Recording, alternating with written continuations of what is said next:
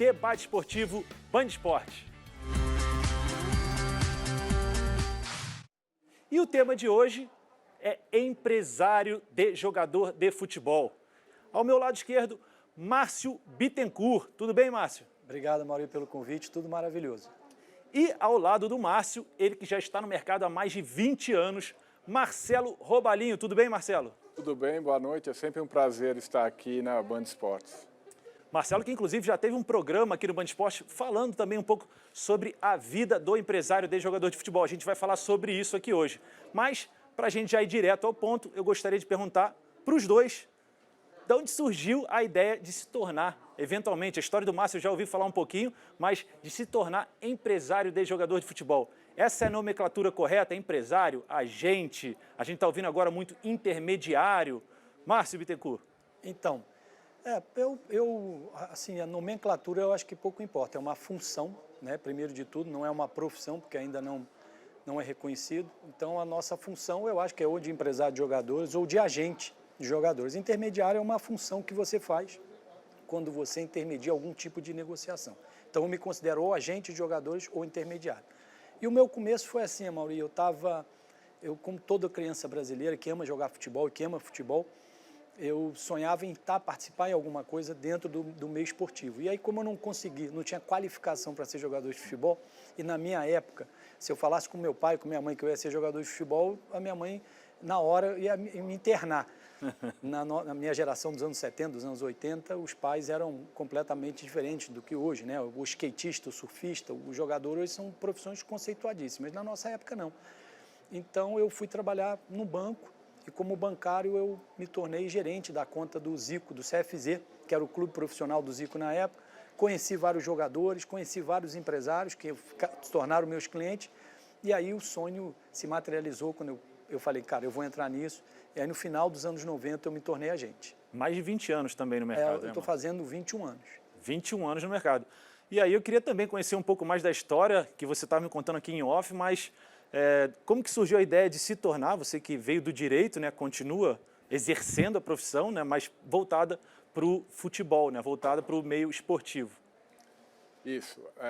Eu me formei no Largo São Francisco, na Faculdade de Direito da USP, e em 97, eu terminei o curso de graduação. Naquele momento, estava em ebulição a discussão sobre a Lei Pelé. Sim. Ela vem em 98. Sim. Então, era um ramo novo do direito surgindo. O Largo São Francisco foi palco de inúmeros debates e eu resolvi adentrar esse meio de jurídico, do direito desportivo.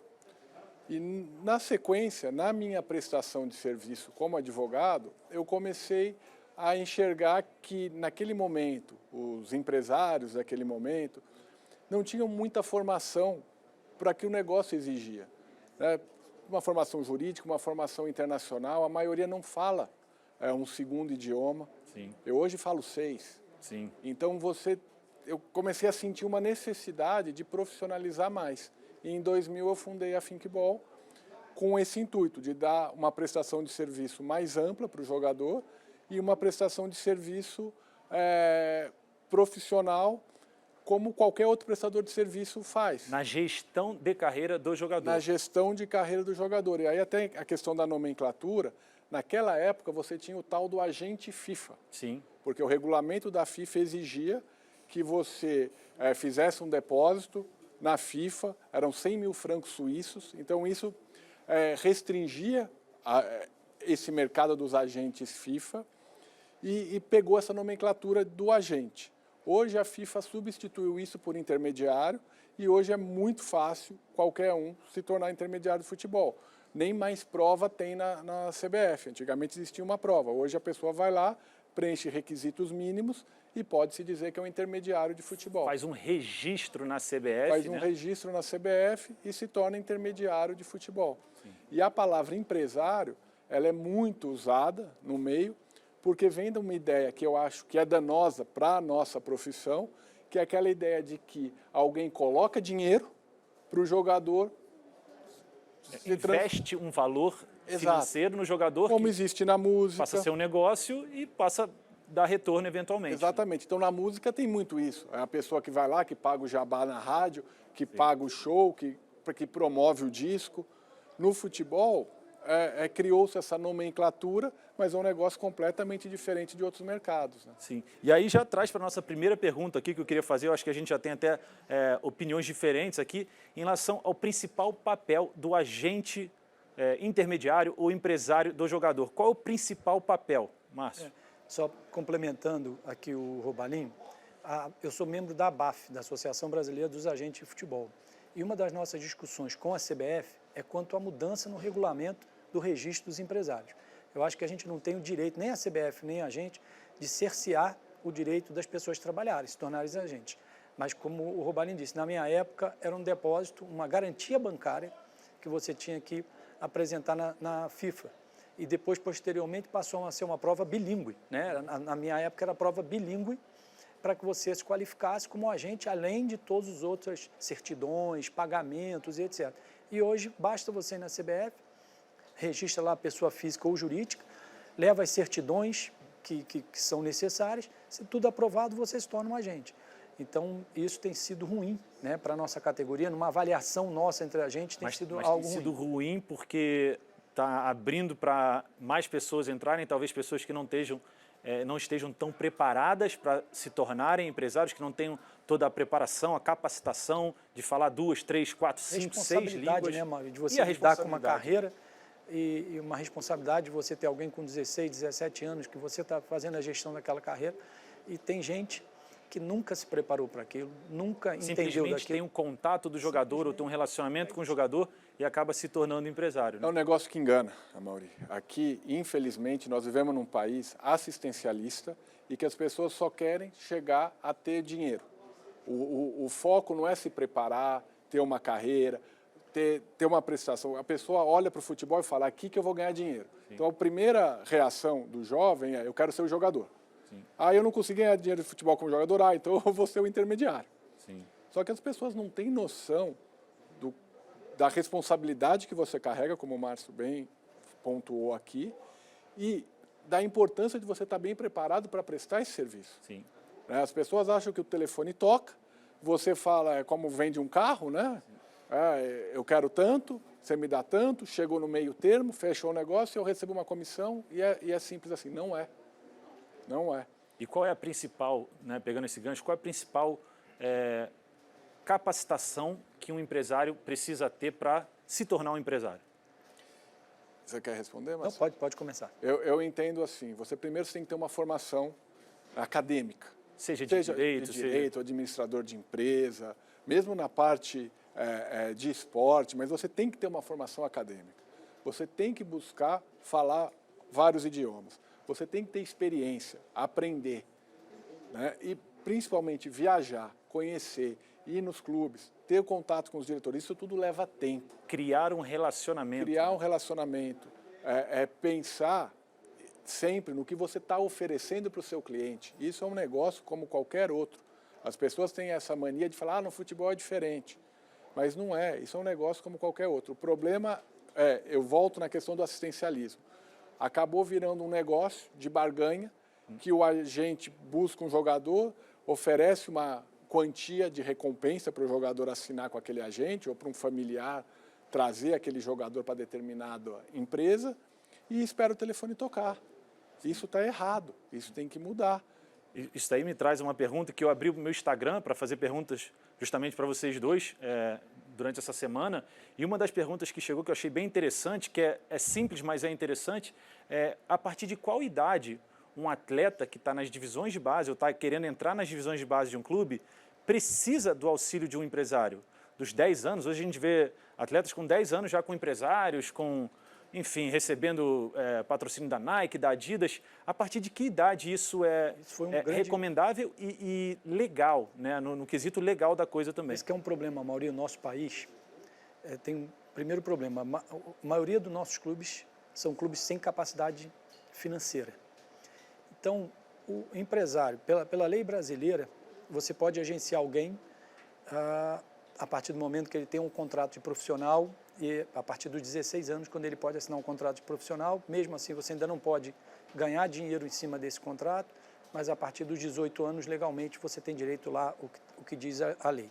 O problema é que a gente os agentes de jogadores tiveram que começar a retroagir, pegar jogadores lá com 10, 11, 12 anos, porque isso começou a ser a praxe do mercado, e os clubes também começaram a entender isso como um bom negócio para eles, porque ali na base, quando você pega um jogador hoje para assinar com a família, com o jogador e traz ele para a sua empresa, você passa a representá-lo, mesmo que sem ser oficialmente, porque não existe contrato para isso de menor. Fazendo um parênteses aí, eu lembrei que na época que eu joguei nas divisões de base do Flamengo, o meu primeiro contrato era uma ajuda de custo de R$55, que para quem mora longe, no meu time tinha o Adriano, o Felipe Melo, não pagava nem a passagem.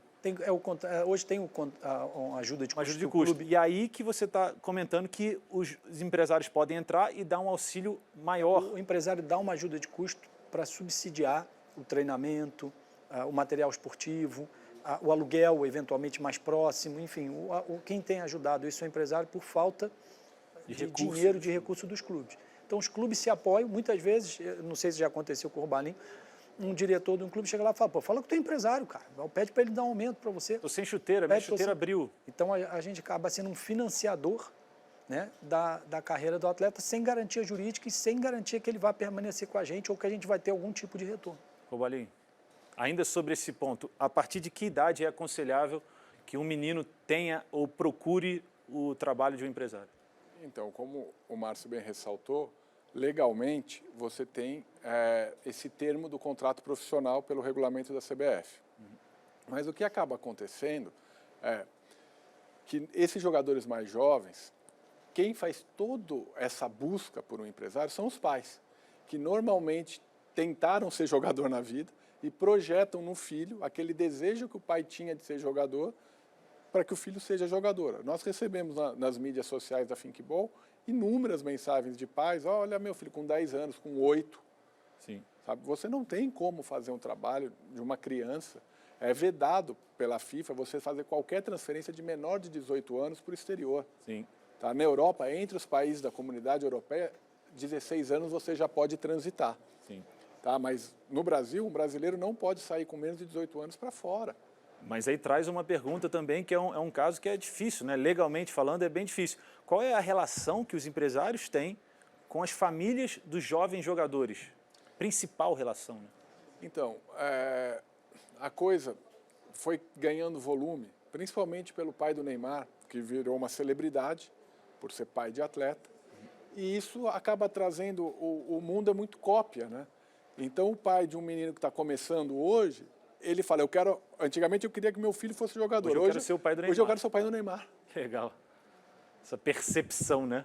E as coisas acabam, até pela forma como a legislação está colocada, pela forma que a imprensa, né, cria a opinião pública, acaba gerando, para quem é prestador de serviço, como eu, que emprego 20 pessoas, que tem um serviço que não é de assistencialismo financeiro, eu tenho uma mesa de scout no meu escritório que a gente faz ponto positivo no pós-jogo, ponto negativo, conversamos com o jogador, eu tenho um algoritmo que eu desenvolvi no meu escritório, a gente começa a traquear a performance do jogador, quando ele tem queda, nós agimos para entender o problema.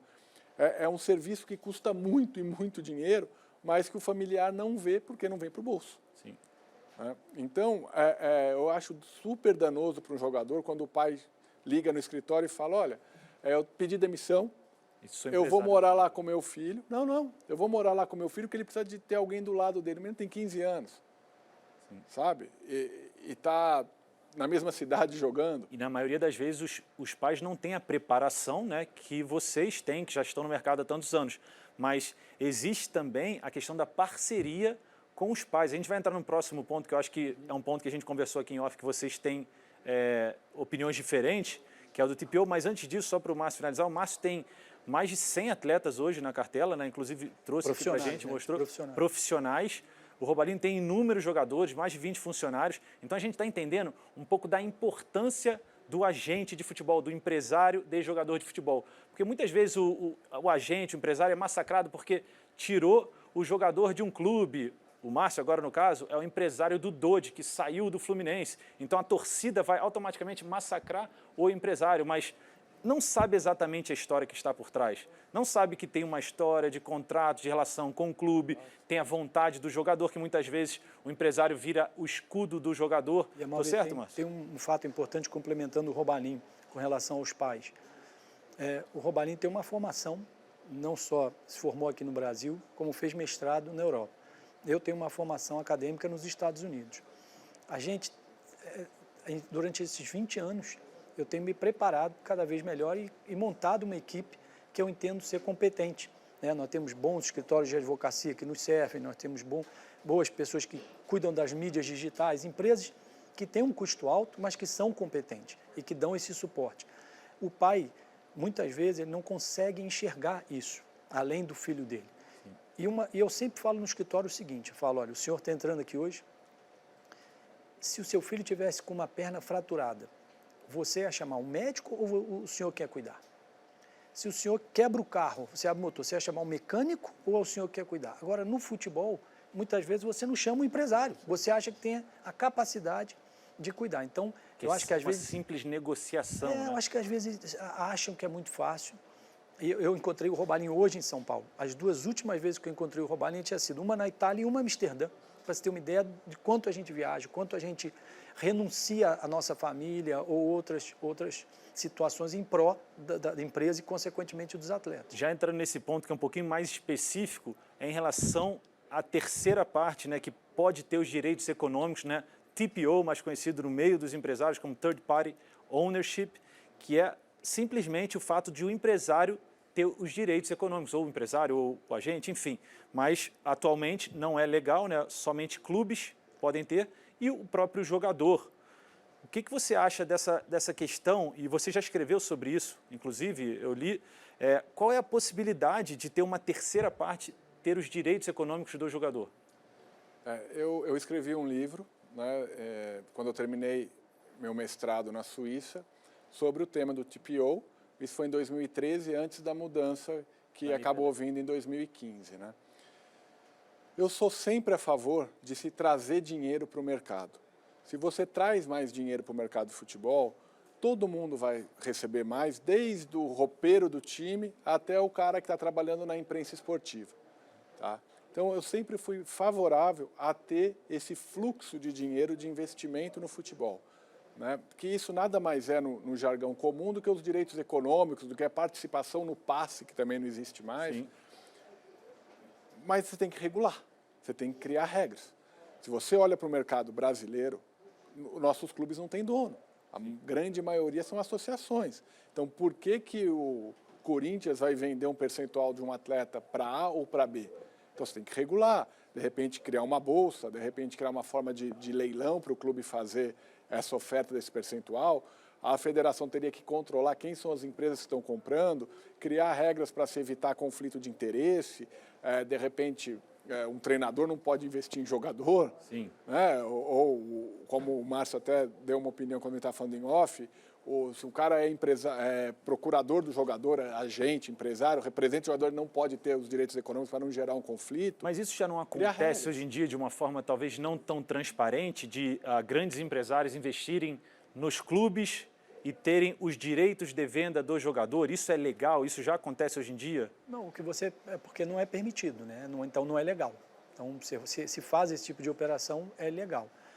Eu sou totalmente a favor do seguinte: a Petrobras, que é uma grande empresa no Brasil, ela emite, para se capitalizar e conseguir recursos, ela vai lá e emite debêntures, com prazo de 10 anos, para que ela possa pagar de volta com juros ao investidor. Por que um clube não pode chegar e falar assim, olha, eu não posso perder o jogador nesse momento, porque esportivamente vai me afetar muito, mas eu quero me capitalizar, estou precisando de dinheiro, vou vender 20% dos direitos dele no mercado. Sim. Então, eu acho que isso é essencial para o futebol. Os clubes, na grave situação que eles estão, eles deixarem de ter esse tipo de recurso é um tiro no pé. Agora, como o Robalim falou, precisa haver uma grande... a regra sobre isso. Você imagina um treinador, compra 50% de um jogador, imagina que ele pode, né, que esse treinador vai querer valorizar o ativo dele, sim, bota ele para jogar em todos os jogos, não tira ele em nenhum momento, ou seja, podem haver algumas situações suspeitas. Tem que ter regra, né? Tem que ser regular. Mas hoje, o que acontece é o direito pertence de clube para clube e jogador. O que alguns clubes estão fazendo com alguns agentes hoje é dando um direito de exclusividade na venda. Sim. Então, você tem um direito, a partir do momento que você fez a negociação e as partes entenderam que aquilo ali é satisfatório, você tem um direito de exclusividade naquela venda. E para finalizar, um ponto que eu quero tocar aqui, que eu acho muito importante, é em relação ao meio dos agentes, dos empresários. Como é que funciona em relação à ética profissional? Porque o que a gente escuta falar é que é um meio muito difícil de se trabalhar e talvez não exista muita ética. Você tem um atleta, mas eu quero ser atleta, eu vou mais forte financeiramente e pego esse atleta para mim. Como é que está funcionando hoje em dia, principalmente, né, Márcio, você que está na associação, como é que funciona essa ética dos empresários entre si? É uma classe unida ou é totalmente desunida? Mauri, eu digo o seguinte, o empresário sempre foi o grande vilão da história. Né? Isso a sociedade já taxa a gente como vilão, independente de saber da história. A gente, às vezes, representa um atleta que está num clube A, e às vezes ele é vendido para um clube B, ou seja, houve interesse do clube A vender, houve interesse do clube B comprar, houve interesse do atleta e o vilão acaba sendo o empresário. Mas assim, entre a gente, eu tenho grandes amigos empresários. Hoje até, muitos dos meus melhores amigos são empresários, que aqui de São Paulo, do Rio Grande do Sul, de fora do Brasil. Eu vou, às vezes, para a Europa, fico na casa dos amigos. Então, existe uma grande amizade e, é claro, existe a concorrência. E a concorrência, algumas vezes, ela gera alguns atritos, mas eu evito levar isso para o lado pessoal. Eu acho que a gente, é claro, tem que cada vez mais criar uma ética em qualquer setor da sociedade. A gente que tem pedido aí a regularização da nossa função, já há 2 anos atrás, fomos a Brasília, solicitamos ao governo que reconhecesse, né, os agentes de jogadores como uma profissão. E, então, a gente, claro que cobra ética, mas existem atritos que, às vezes, também não são passíveis de erros nossos ou culpa nossa. Os atritos acontecem porque, às vezes, a gente tem um jogador no meio, tem clubes no meio, intermediários no meio, mas, de uma certa forma, eu acho que a relação entre os empresários ela tem sido legal. Marcelo, você concorda com isso em relação à ética dos agentes? Se é legal, se pode melhorar? Eu concordo, eu só faria um link com a questão do TPO passada, que muito do que se prejudicou o mercado dos gestores de carreira, dos agentes, foi o TPO. Porque isso proporcionou a muitas pessoas que não são do futebol, não dependem do futebol, que têm o futebol como um hobby. O cara é dono de uma grande empresa, herdeiro, na verdade. Gosta Eu nem de futebol. construí a empresa, construiu, é herdeiro de uma grande empresa, pode ser uma papelaria, pode ser, não sei, enfim. O cara tem aquilo ali e quer tirar foto do lado do jogador, quer falar, eu sou agente de um jogador. E aí, esse cara lá atrás foi captado pelo clube. Não foi pelo jogador, Sim. foi pelo clube, que conhece alguém que tem essa condição financeira, o diretor do clube chega e fala, ó, você não quer investir aqui um dinheiro? Sim. A gente está precisando aqui, você é torcedor do clube, põe um dinheiro aqui. E o cara ficava com 20, 30, 40, 50, 80% de um jogador. Só que aí existiu o conflito de interesse. Se você é o jogador, eu represento um jogador jovem, que está num time grande, chega uma proposta da China e uma da Europa, eu vou querer que o meu jogador vá para onde? Para a Europa? Sim. Mas quem tem os direitos quer que o jogador vá para onde? Para a China. Porque ganha mais fazer dinheiro. mais. Sim. E também renova ou não renova o contrato? Se o jogador é livre, quem investiu, perde. Sim. Né? É um contrato que ele vai perecendo no tempo. Isso, a obrigatoriedade, e eu vivi muito isso, de diretores de clube colocar um jogador numa sala e falar, estou te vendendo X%, eu preciso pagar a folha, agora você tem que assinar com o empresário tal, porque é ele que está te comprando. E isso não é legal, porque obviamente tem um conflito de interesse. Hoje não é, eu estou te falando uma história de antes de 2015, sim. tá? E aí, pressiona um jogador, se você não assinar, você não joga mais aqui. Sim. E aí acabou acontecendo que se criou a história de dar dinheiro para o jogador assinar a procuração, porque era um mero acessório a procuração da operação de direitos econômicos. Sim. Tá? Então aí que eu vejo que é uma grande quebra do mercado, da prestação, você transforma um mercado que é estritamente de prestação de serviço, como o Márcio falou, você renuncia a família, a amigos, fuso horário, é viagem internacional, Sim. é uma prestação de serviço que não tem horário, você renuncia, você faz tudo isso, né, como um prestador de serviço, mas ele é valorado com quem vai lá e coloca o dinheiro, porque antes, né, da proibição do TPO, se você não tinha um jogador sob controle, você não tinha como performar bem sua operação dos direitos, que é onde está o grande dinheiro. Sim. Na nossa prestação de serviço, você ganha um percentual do salário do atleta. Diga-se passagem, Robalém, é muito importante dizer, Mauri, você hoje pagar um agente, pagar um atleta, para que ele se torne cliente, seu cliente, é ilegal. CBF não permite. Mas acontece. Inclusive, tem agora um caso, foi o primeiro caso, são 2 casos que tem hoje já na CNRD, né, que é quem hoje... Conselho Nacional de Resolução de Disputa, que é quem regula o futebol brasileiro, os agentes, inclusive, de prova de pagamento para jogador. Então, isso é ilegal, mas é recorrente no futebol. Então, para a gente finalizar, um jogador hoje pode ter uma procuração por 3 anos com a gente, é o tempo limite. Então, vocês acham que é um tempo suficiente, é um tempo bom, mas é o de 3 anos. Passou esses 3 anos, ele pode simplesmente assinar com outro empresário. E aí gera toda essa questão da ética, de não ter ética, de um outro empresário chegar, te dou um carro, te dou uma casa para sua mãe, para o seu pai, e acaba assinando com ele. E isso é completamente ilegal. Que isso se prove cada vez mais. A gente está em cima do tempo, papo bom, passa rápido. Alguma coisa que vocês querem finalizar, mandar talvez um alô para alguém? O Márcio tem 100 jogadores, eu falei, Márcio, manda um alô para o jogador. Ele falou, pô, amor, são 100, não dá para mandar para todo mundo. Não, para todos os meus clientes, é claro, um grande abraço, né? O carinho que eles têm comigo. Agradecer mais uma vez aqui o convite, o Robalinho, sempre um amigo de todos, e assim, sempre que for para debater, enriquecer, cara, conta comigo. Beleza. Robalinho?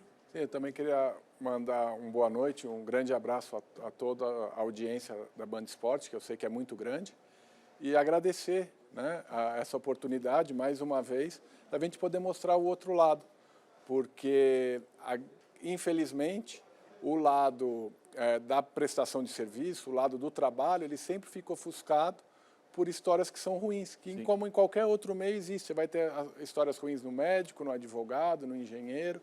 E às vezes essas histórias acabam sendo mais expostas do que as histórias boas, né? O contrato bom que você fez para o Mariano, por exemplo, na Turquia, não sei onde. Enfim, existem várias histórias boas e aqui esse é o papel do Arquibancada, de trazer um outro lado da opinião dos empresários, trazer eles aqui. Foi por isso que eu convidei, são 2 empresários que eu considero muito, conheço e acho que são super profissionais nesse mercado. Então eu queria agradecer a presença de vocês.